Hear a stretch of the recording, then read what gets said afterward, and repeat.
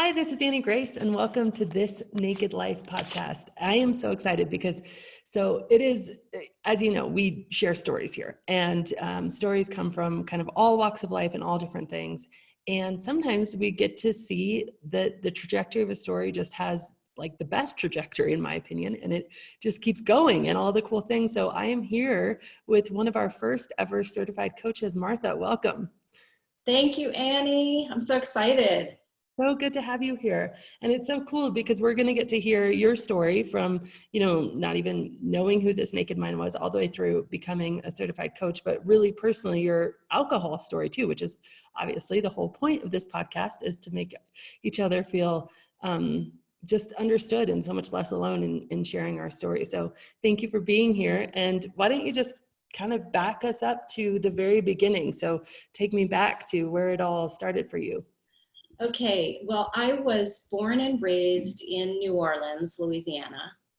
And I think it's hard to imagine a city that's more identified with alcohol and partying than New Orleans. I mean, Right. just from its inception, from the founding of the city in the early 1700s, this is just kind of a crazy cocktail of a city that was very inhospitable terrain, swampy, deadly mosquitoes, hurricanes, heat and humidity. And I think, maybe born out of that was just this spirit of survival and live each day like there's no tomorrow or something. But it is a city that's really synonymous with alcohol and partying and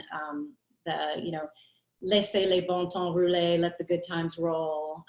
Mardi Gras is the big tradition, and that is a big event, a big blowout party where you're doing all the things and blowing it out because the next day is Lent when you give it all up. And that's the whole purpose behind Mardi Gras. So, really growing up in that culture, and it's a culture that's just huge on hospitality. So there's always a huge spread of food, and there's always music in the air, and the alcohol is always flowing. So that's certainly the backdrop that I grew up in.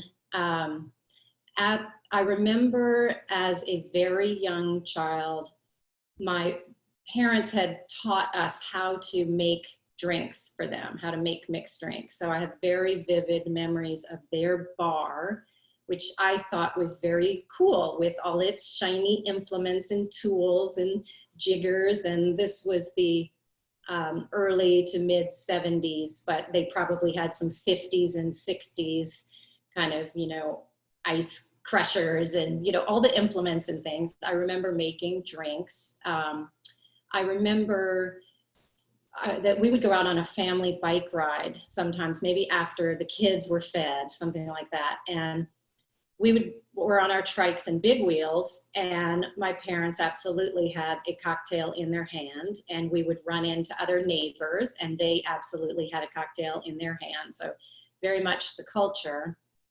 And I also have vivid memories of, in my family, we left not cookies and milk for Santa, but cookies and a scotch and soda.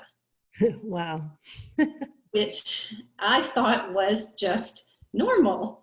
And, you just start comparing. That's one of the ways that I think I realized that there was something fishy about this Santa Claus story, because other houses maybe didn't leave scotch and soda, and that always was curious to me.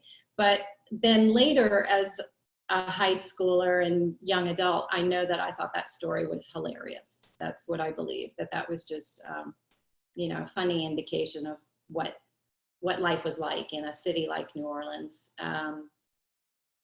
And then high school, with this laissez-faire attitude, high school was the attitude toward underage drinking was certainly very lax. And the drinking age was 18. We were, it was very easy to get a fake ID. And we were really able to bar hop as high school students. Again, I thought that was normal. Yeah, I didn't I did realize. the same thing. It's funny because my upbringing was in Aspen. And I mean, it just had this weird, it was like this weird pocket, but I remember just lots of fake IDs. It's so interesting. Absolutely. And there was a very popular chain of kind of a liquor place, a bar called Daiquiris. And they sold these incredibly potent daiquiris in, you know, a jillion flavors. It was like a Baskin and Robbins for daiquiris, though. Really strong, really big styrofoam cups. And some of the outlets had a drive-through window. So just this, you know, crazy culture where you could drive through and get daiquiris as a teenager. Then moving on to college, I went to the UNC Chapel Hill, so a Southeast big university that kind of bragged about its reputation being a beer capital of the country. And I laugh about that now too, because I've listened to your podcast and absolutely so many people come on and say something to the same effect, that their school was the beer capital. So, you know, we all thought that, but it obviously speaks a lot to how prevalent drinking culture is in college, that's for sure. I remember that some of us that had gone from New Orleans to UNC felt a kind of, I think, anyway, I should speak for myself, a little bit of a superiority. We know how to drink. We are professionals because we've grown up with this in New Orleans. And these other kids that are meeting alcohol for the first time, they are total amateurs. And of course that was not at all true. We were just as, you know, messy and sloppy, but somehow we definitely thought that we had the leg up. You know, just the culture of drinking, it wasn't every night, but it was certainly multiple nights a week, and weekends were, you know, really big. And it absolutely was the sport. I was trying to think about what else did I like to do in college. And I can't think of anything other than studying. It was the sport of choice. And I never questioned that. None of my friends were questioning that, or, you know, just thinking back, I wasn't going hiking. I wasn't, you know, pursuing other interests. That was the recreation for sure. So, you know, and just the blackouts, that was something that was normalized, and getting together the day after and piecing together the night, that was the norm. So after college, I moved back to New Orleans, and I enjoyed being sort of the cruise director for my friends. I was always really I can relate. social. You know, I was the social one and loved being, and this is a recurring theme through the story. So I really liked being the one that knew what was going on and what bands are playing where, or what bars have, you know, what kind of deal on, you know, ladies' nights and all of that. 3 for 1. I was thinking about that recently. That used to be a thing. 3 for 1. I just can't even imagine. So at this time I was doing fundraising. I was working in marketing for a museum and did some fundraising events with Chef Emeril Lagasse. And so I was just beginning to get more involved in the food world. And around this time met my husband, who was in the music industry. And he had a big, you know, expense account and even trade with restaurants. So we're spending time in restaurants, drinking more wine, getting to know wine. And we were married in New Orleans, moved to California, and we were first in Southern California, where I was working for Food Network chefs. And then we moved to Napa Valley, and we had this crazy dream to found a winery. And it was, for us, it was a matter of just thinking, daydreaming and scheming. What kind of life do we want to have? What kind of life do we want to lead? And we both had really interesting jobs, but there was this feeling of wanting to go create something of our own, something creative, something that we could feel really passionate about. And we didn't have money. We didn't have vineyards in our family. Neither of us had an enology degree or, anything, or any kind of training. And we did go and do it, somewhat miraculously, sort of like we're just naive enough and determined enough, I guess. We found a great winemaker who took us under his wing and really introduced us to all kinds of things. My husband took over as the winemaker, and our very first wines did really well and were in the great restaurants like French Laundry. And thinking about what got us into it or what we loved, for me, it was really all about the people.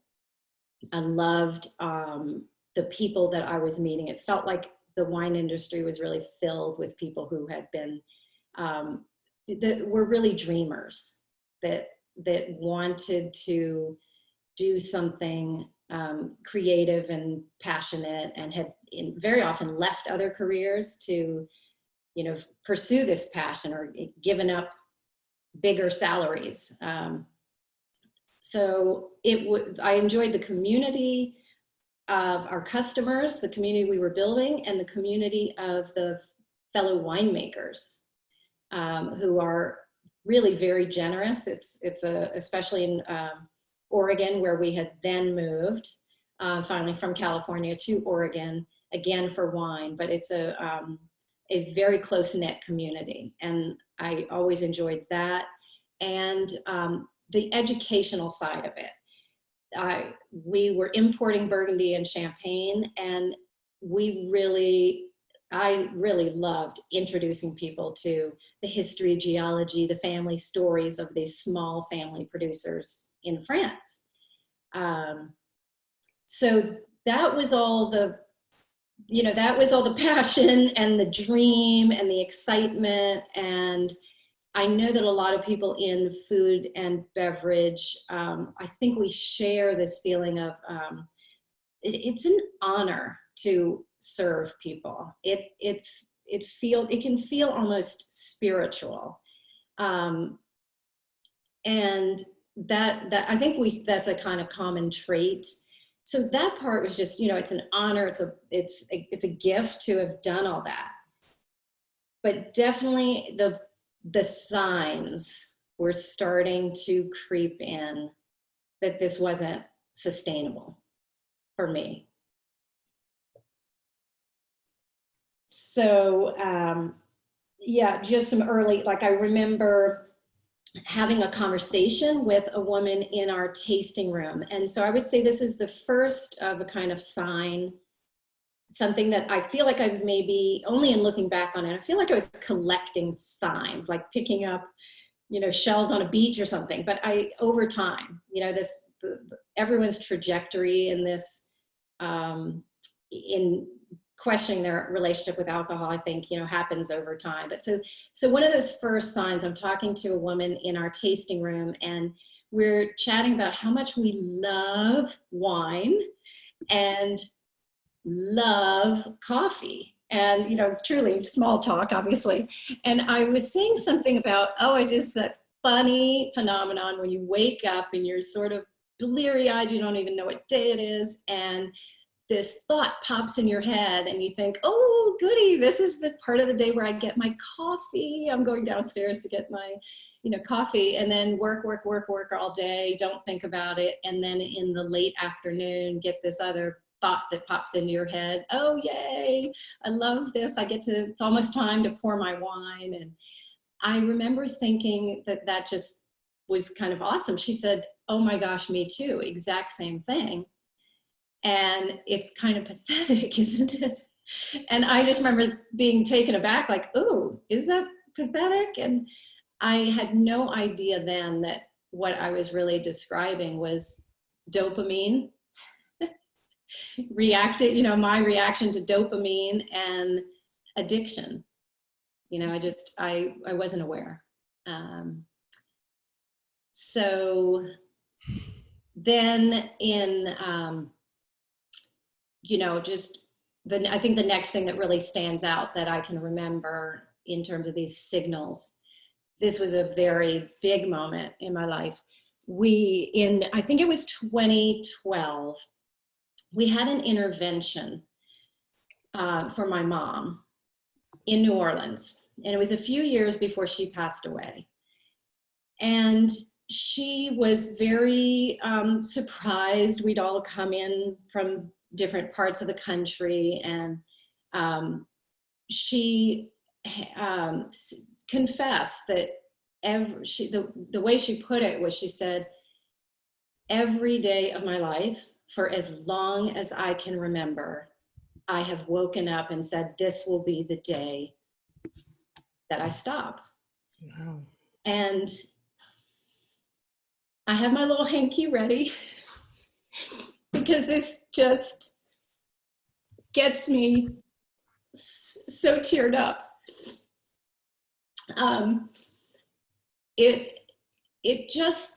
I thought it was heartbreaking. Really, she would have been 74 or 5, I'm not exactly sure at the time. And she also admitted to some long time untreated depression.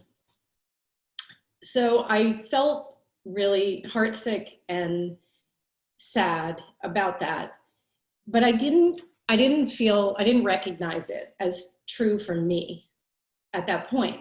So again, this is like a signal that I'm just filing away somewhere. So Martha, just out of curiosity, because this idea of intervention, I mean, I think I know what most people know is there's a TV show with that name, and there's, people who do that for other people. And so can you just take a segue and kind of describe what prompted it? What did it look like? Did you have to get outside help? What was kind of the structure? Did it work? Stuff like that. Yes. And this is hard, and I'll get the hanky ready again. I've thought certainly a lot about this, and it's something that I'm incredibly excited about, being a coach and having found you and your work in the world.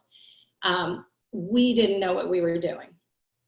Just outright, flat out, we did not know what we were doing.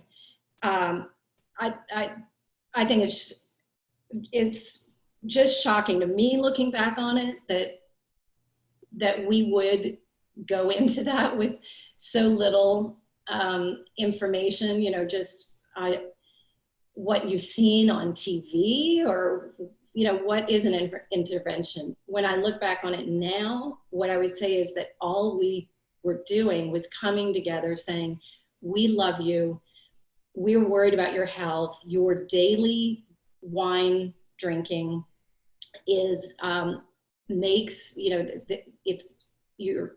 what we really were worried about her health, but also it made her very negative. And if you happen to talk to her late at night, maybe combative, but she was really always able to get herself up early in the morning. It was for her age, was very active and did a lot of volunteer work. And so it was really just evening drinking wine. And so we're concerned for her health. And we all told her the elements about her that we loved. I remember telling her that she was so incredibly bright and just smart. I'd always looked up to her for being so smart, having so many interesting things to say and interest in her life, and that I wished that we could have more conversation and that, you know, that alcohol did get in the way of that. And I know that we put her in touch with and helped her find a therapist, but just looking back on it, I really don't feel like we gave her the tools. We didn't know the tools ourselves. Of course. So, so it didn't, it really wasn't effective. I think it was very briefly, and then, you know, drinking crept right back in. It sounds like, though, from what you're saying, at least, and knowing you, that it was absolutely done and conducted from an incredibly loving place, and she probably felt that. And so I think that's, I mean, again, like, I hesitate to sort of give an opinion about something I've never experienced, or I don't know personally myself, and I haven't seen any studies on the effectiveness of interventions, which is, you know, interesting. And I certainly haven't seen any that say, okay, here's the things that you need to do, which is also interesting. But I think one of the biggest dangers is one that you have avoided, is having somebody feel criminalized without the love aspect, right? Right.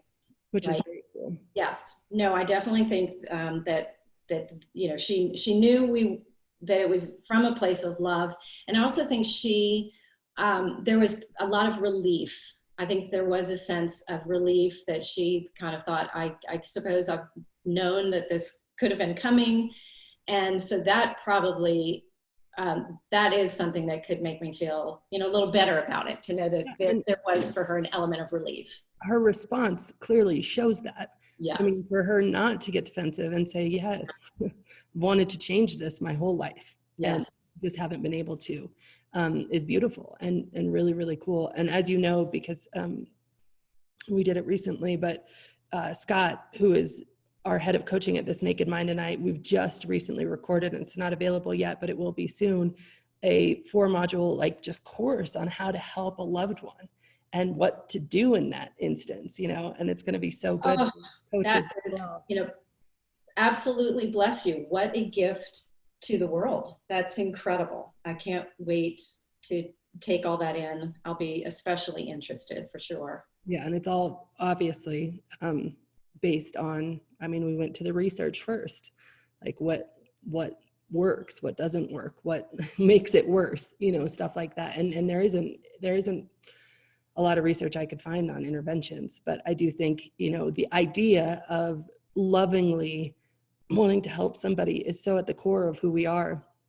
We just need the right tools, like you said. So anyway, carry on, but thank you for that segue. Right. I'm super curious. So then, you know, it was 2014, I feel like my drinking changed, and absolutely up until this point, at some point, probably in 2011, 12, right in there, I absolutely was drinking every night. Our wine imports, these, you know, unique, interesting, high-end wines from Burgundy and Champagne, were in the house all the time. It was like being in a, you know, a wine shop, essentially. I mean, we even kept some of our, you know, case goods that we were selling, you know, here. So there was always wine around. But I think in 2014, I guess what it felt like, it shifted, and there were 3 big things that happened. My mother passed away that year, and then we also had a business breakup. The winery that we had founded and had brought in a partner on, we had really begun to have different visions for the company, and that wine brand was so much a part of our identity, and especially, I can speak for myself, I felt that it was my identity and our baby, and just so linked to who we were. And that business breakup was very painful. It felt personal at first. The amazing thing was to realize how quickly we recuperated, and that it didn't last long, you know, like a lot of things in life that can feel so terrible, but we moved on in a great way. But at the time, it felt very personal and painful. And it came with financial stress, enormous financial stress. And I remember thinking that there were some days where it was just the money was a struggle. And then there was this sense at wine o'clock, well, at least this makes me feel like $1 million. It's the prestigious bottle, and somehow this is making me feel, better. And the other thing that happened that year was our daughter started high school, and suddenly she was gone for up to 12 hours a day between, leaving early and then after school sports. And I was struggling with my identity and my purpose. I had wrapped up really everything in being a mom, and just suddenly I had more time on my hands. And then just, again, struggling with this identity, both as, what do I do if I'm not really needed all the time as a mom, and with this business breakup, who am I? So what is kind of interesting, because I've listened to so many podcasts, is at that time, it wasn't that the amount ticked up in my drinking. I was always able to hold off at the 2.5 to 3 glasses. And also, because I'm in the industry, those of us in the industry really do know what a 5-ounce pour is, by the way. Right. Glass. You're hyper aware of how much more. I think I was probably pouring like 13 or 14 ounces, which, I mean, it's still like less than a 16-ounce cup of coffee, but like in the just shape, I mean, literally, like it was amazingly fast. How fast I could go through a single bottle of wine was like staggering, which is why I had to switch to boxes. Yes. No, it's very true. And the glasses that all the restaurants use and that we see on TV, people don't realize that will hold an entire bottle. Do you know that? Have you ever seen that poured out? It's actually a crazy party trick, because people are astonished. They're like, really what? wouldn't believe that. Yeah.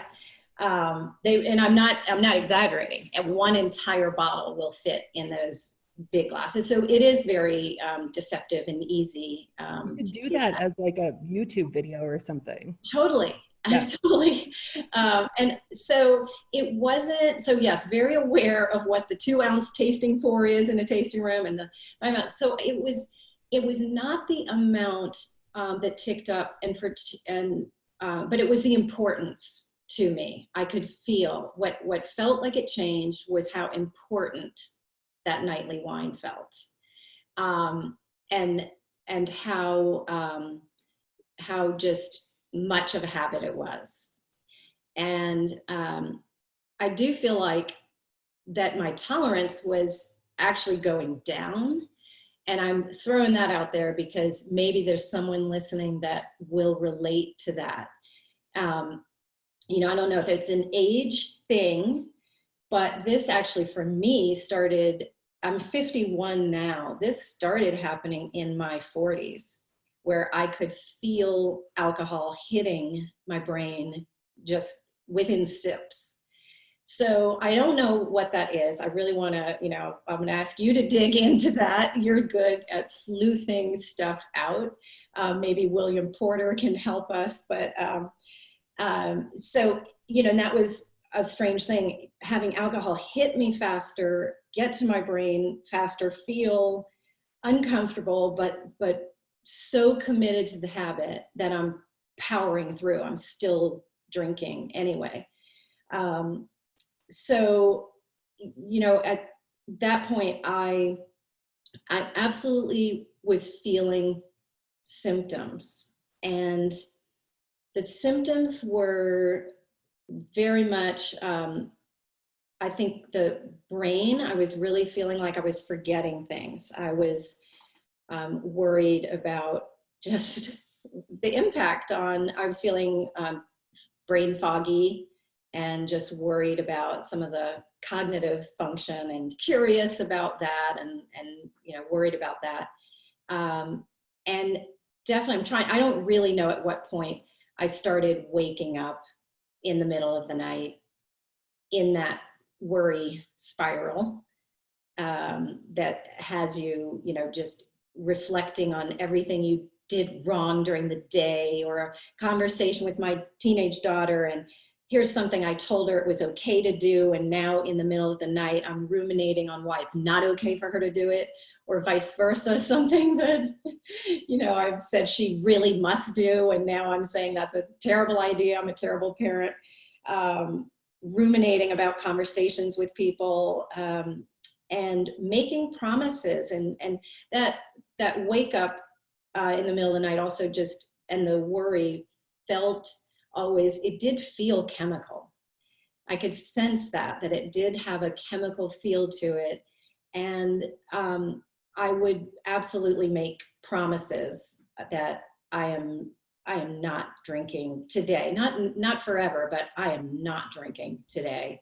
It's one of those things that, like, in hindsight, like, boggles my mind how, like, I still can't understand how two different humans almost seem to exist inside my own brain, like how two different consciousness, like, that waking up and feeling like, no, there is something toxic here, there is something wrong here. I am, like, even if I didn't know the science, I knew, like you were saying, I knew I was hurting myself, and being like in that state of mind, there was no chance I was drinking again. So I felt so sure that I could make that promise, because I was like, there's no way I'm going to forget this feeling. There's no chance I'm putting that in my body ever again. And then just hours later, that is like erased, like it's not even there. It's like a mind-boggling experience. That is right. Hours later, it is this very special kind of amnesia that by afternoon, you've completely forgotten that promise or how bad it felt in the middle of the night. And just back to, and I would make bad jokes, from the movie Airplane, like, oh, looks like I picked the wrong week to stop sniffing glue. Just anytime I'd make a promise, I'm going to stop drinking. And then, maybe my husband comes home with a great bottle and we had a big sales day, and, oh, well, I'm back to drinking, and really could always tell myself that I was, and again, this is why I kind of get back to the amount, because there might be other people out there that feel the same way. I'm absolutely, this isn't a problem. I'm not drinking anymore. I'm drinking, the same amount or even less than everyone I see around me, or in this industry, or, this really isn't a problem. And I would occasionally ask my husband, do you think I drink too much? And crazier than that was asking our teenage daughter, honey, do you think I drink too much? I mean, imagine. And I suppose it just gave me some kind of reassurance to have her, have a more, a positive response of, I've never seen you drunk, or that this is not a negative association in her mind anyway. And I remember thinking that I almost wish a doctor would tell me I have to stop. But I remember resolutions. So in 2014, for the new year 2015, my husband, daughter, and I were sitting around and reflecting on the year past and talking about the year ahead. And our daughter was the note taker. Well, we just found this in one of her old journals, and you can see her, writing mommy's resolutions and reduce dependence on alcohol is how I put it. And I had a few other things, and, none of them happened. And then it went back on the list the next year, and the next year after that, for 2018 and 2019, I didn't even write it down. I didn't want to voice it. I think I just felt defeated on that. and was also just convincing myself that, you know, it just wasn't really a problem. And I just, you know, I think then finally there was a day that something broke through, a voice broke through, and it said that there is really only one question here that needs answering. And it's not about, do you think my drinking is a problem, or will the doctor tell me I need to stop, or does our culture think that, you know, 1 or 2 glasses is healthy or not? And that the only question that needed to be answered was, how do I feel? That's so And cool. it was, yeah, it was super profound. That's amazing insight. And it's so interesting how we are, instead of asking ourselves, like, we just, I don't know, such a fundamental, I always say this, like I write a letter to everyone who is, comes to Denver to be part of this Naked Mind Live. And the letter is really like, look, the point of this event is to put you back in touch with you, because there's never any wisdom that I'm going to have or anything that I'm going to be able to tell you that's like half as profound as like what you already know. You just need to remember, you know, it's not like we always talk about this, like we have to learn to love ourselves. We have to learn to trust ourselves. And I think like, no, we just have to unlearn all the BS that's keeping it from thriving, because it's already there. And we're so quick to compare, like, you know, like you were saying, it's not as bad as other people in the industry. It's not as bad as this. I did that for so long, you know, and then I think in my journey, it wasn't until after I stopped drinking that it was very much like, okay, now I'm actually gonna, but I love that moment of like, wait, my opinion and how I feel matters, you know? Yeah. Yeah, it was a really profound moment. And something that came along with that was just a determination that I alone was responsible for my happiness. Because one symptom that I didn't really say was that I was worried about my brain. I was waking up in the middle of the night. I did a couple times a year get a very sharp stomach pain. And I say sharp because it just felt like it was in one spot in the stomach, like ulcer-like. I mean, I didn't have it diagnosed. We had really terrible insurance, and but it would go away with, you know, the kind of Prilosec and stuff like that. But it felt like, okay, this is something that comes from eating, you know, fatty foods and having wine and champagne. I don't know. It just, so the stomach, but more importantly, I feel like there was a dissatisfaction and restlessness about my life in general. I want to make a change. I don't quite know what it is. I really should be doing some other things. I should be writing. I should be, you know, my high school teachers would tell me, you are a writer. So this was a period of time where I'm questioning this, and I keep feeling like I'm supposed to be doing something else. I should be writing my novel. I should be doing this. And there's a way to kind of almost blame other people.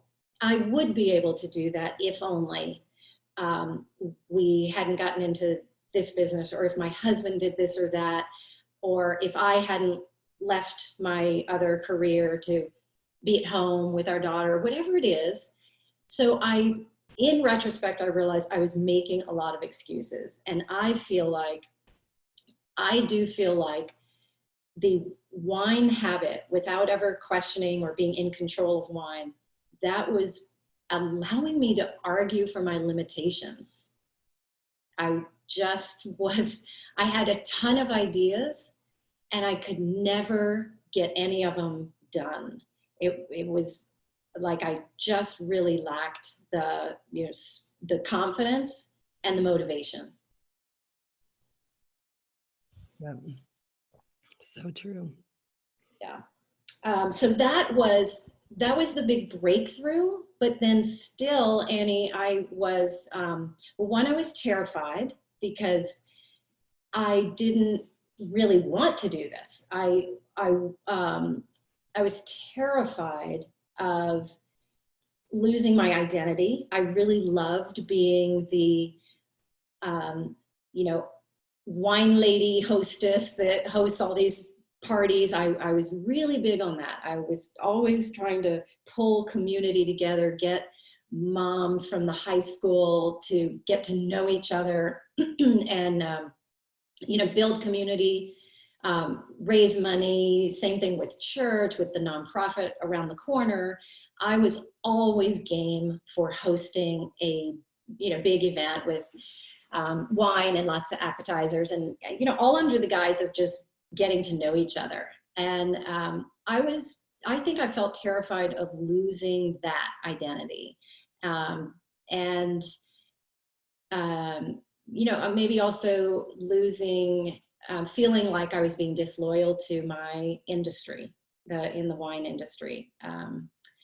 So, and then just being a general fear of, well, then life doesn't sound very fun. And this is my, this is the sparkle and, you know, what's fun in life. So it was absolutely terrifying to face the prospect of how to regain control or, you know, get alcohol out of my life. And you know, it was just this cognitive dissonance. I wanted to, and I didn't want to. And then a chance encounter with an acquaintance and neighbor, and she turned me on to your alcohol experiment online. And that was March of 2019. And it was life-changing, to say the least.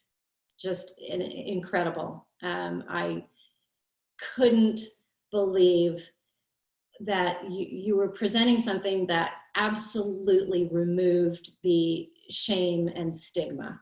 And that was the biggest thing. And the biggest, it is interesting, you always have to, it's harder to think back on exactly what you felt than you would think, but the big thing of feeling like I was alone, that was very intense, because this was not something I had shared with friends.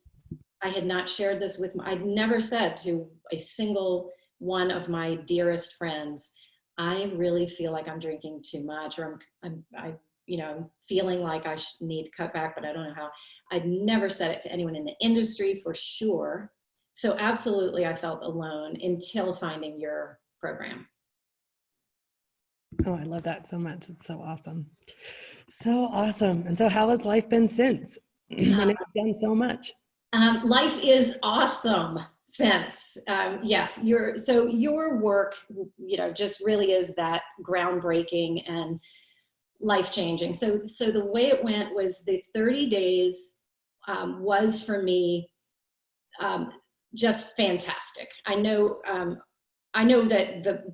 that really people benefit from it in so many ways, but some people have an easy go of it, and some people it's super challenging, and then they, you know, are discovering all these things.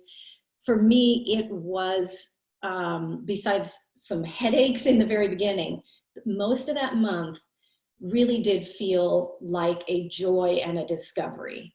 You know, in general, there were cravings. It was not easy in that sense, but in terms of what I immediately sensed, all of that was like delicious.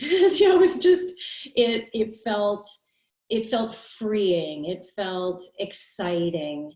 And I felt energized by the material, all this cool sciencey stuff. I really respond to that. That absolutely resonates with me. All that learning and being turned on to other authors and bodies of work, and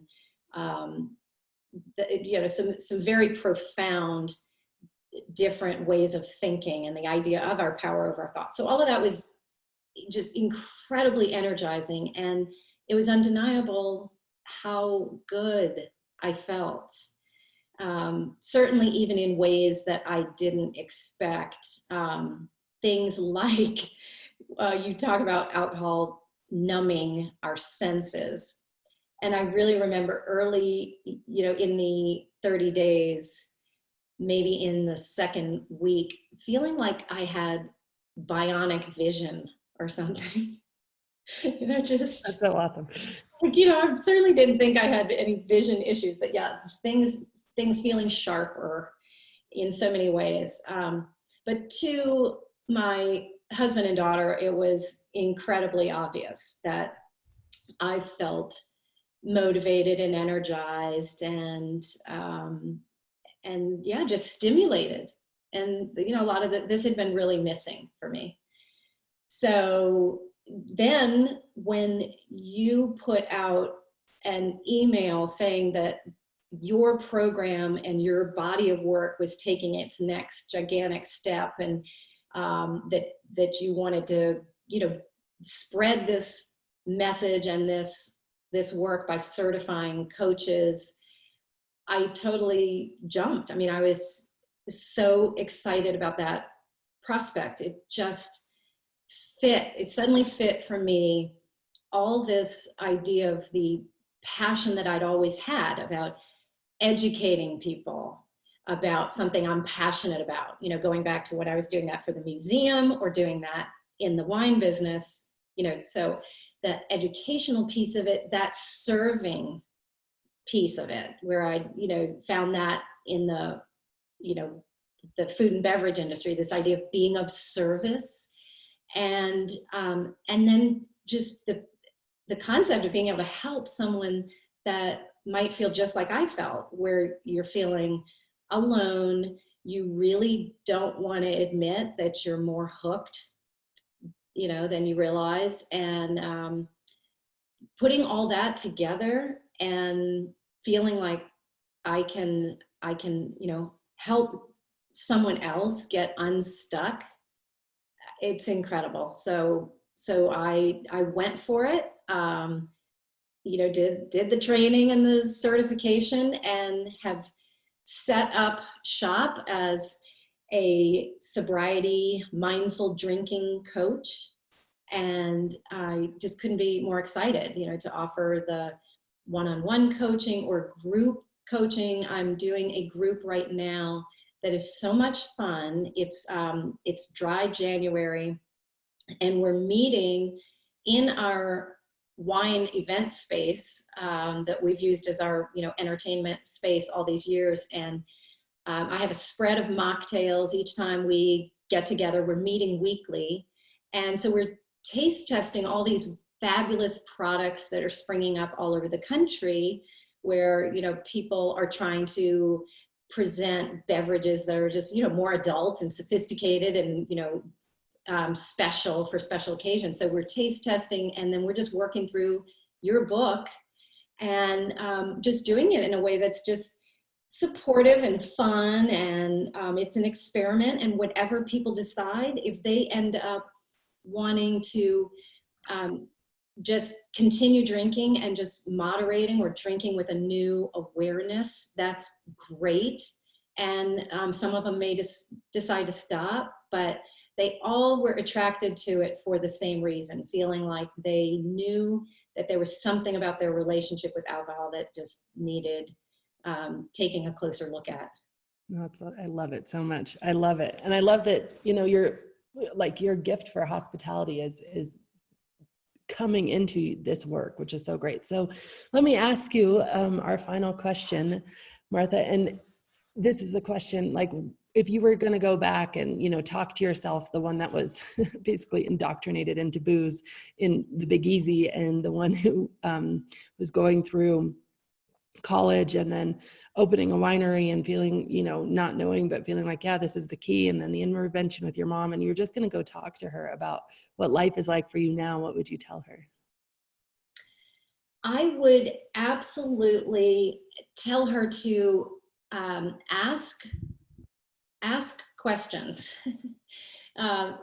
Look more at this and ask more, questions. And that this doesn't have to be a default. This doesn't have to be the only way. There's, throughout that history, there's such a love of people and social events and being together. So I would just tell her to take a look at what really makes all of that special and fun, and what is it that you really love about all of that. What is it that makes those events joyful and fun and celebratory for you? Yeah, For sure. so I love that. So great. So great. Well, thank you so much. This has been just so much fun. And like I said at the beginning, it's so cool to like not only have a story, but then have a story that is, you know, you've decided to join this Naked Mind Institute and become a coach. And so where can people find you if they want to reach out and they're curious about, you know, your coaching services? Oh, that would be great. They can find me through my site, Clear Power Coaching. And that name is a great way for me to always reconnect with my why. That is really what I was looking for before I found you, Annie. And that was, you know, the clarity and power. I really was feeling powerless. And that is hard to, you know, it's still hard to admit how powerless I really did feel. And so that is really what I would tell people, is that really to reclaim your intuition and voice. Just like you said, these things aren't something that we have to go find and establish. They're in us, but we do forget. So for me, it was really a matter of reclaiming my voice and inner wisdom. And that really is our power. Mm-hmm. So yeah, what a treat to be able to talk to you about this. I'm so appreciative. Oh, it's wonderful. What a great story. Thank you so much for sharing it with us. Thank you, Annie. Bless you for all that you do. All right. Bye, Martha. Bye. Are you ready for a deep dive and truly lasting change? If so, you might consider my intensive program. It's a 9-week self-led program that you can do in the complete comfort of your own home, and it will truly transform your relationship with alcohol. If you want to learn more about this, go to thisnakedmind.com/intensive. And as always, rate, review, and subscribe to this podcast, as it truly helps the message reach somebody who might need to hear it today.